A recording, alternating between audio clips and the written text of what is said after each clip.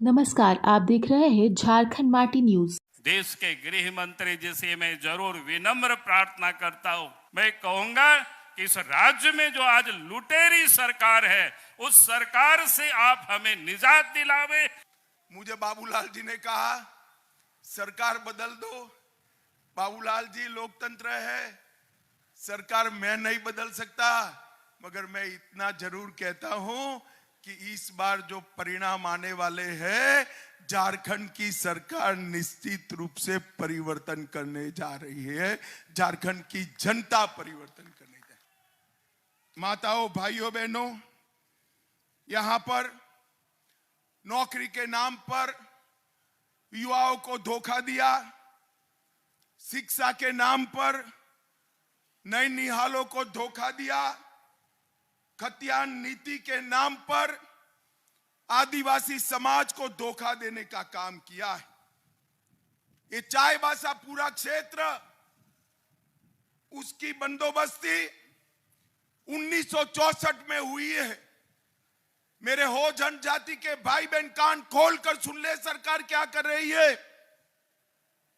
पूरी बंदोबस्ती 1964 में हुई है।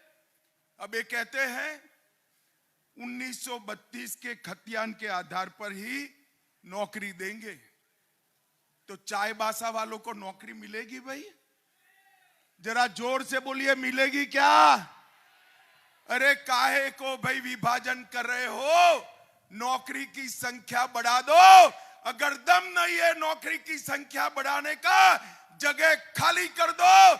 हम आकर झारखंड को आगे विकास के रास्ते पे ले जाएंगे।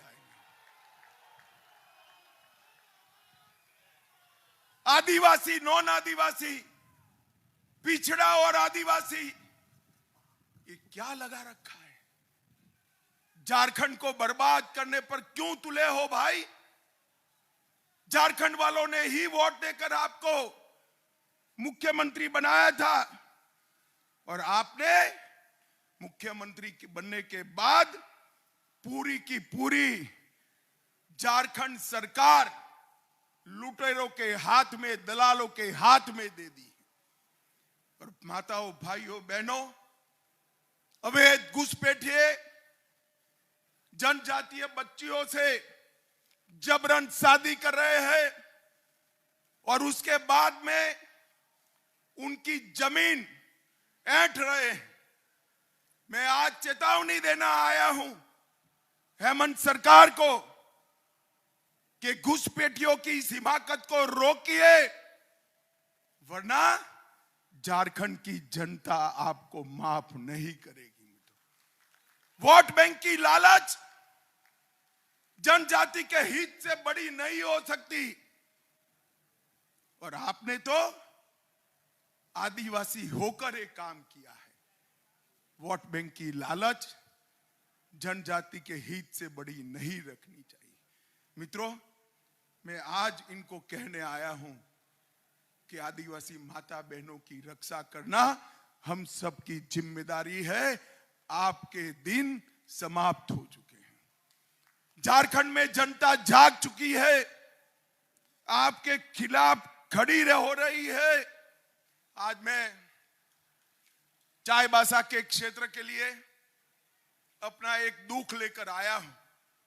प्रधानमंत्री मोदी जी ने खदानों के क्षेत्र में और विशेषकर आदिवासी भाइयों बहनों के लिए डिस्ट्रिक्ट मिनरल फंड बनाया था।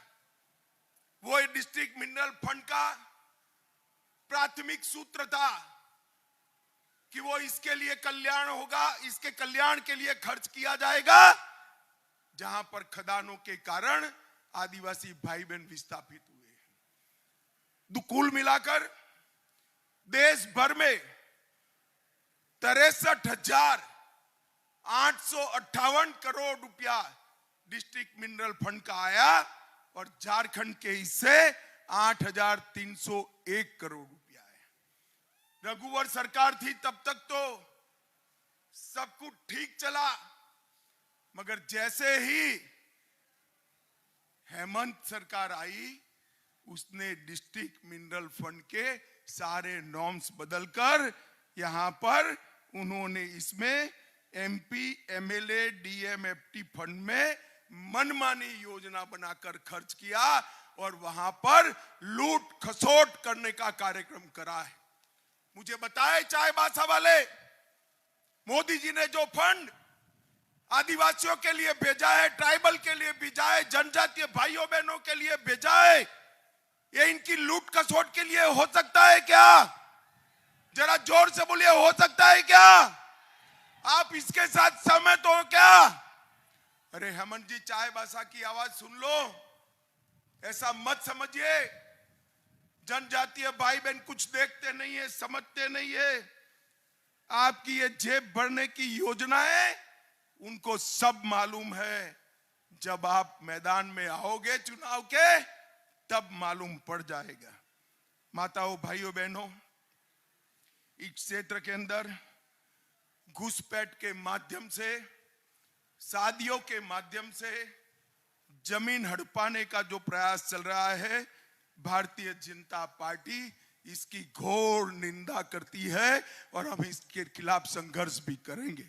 हेमंत भाई, एक बार आपने क्या किया वो जरा हमारे झारखंड के लोगों को बता देना। ऐसा मत मानिए भाई कि उसने कुछ नहीं किया है। उन्होंने भ्रष्टाचार किया है, उन्होंने आदिवासी जमीन घुसपैठियों को देने का काम किया है, उन्होंने जनजातीय महिलाओं के अधिकार का रक्षण करने की जगह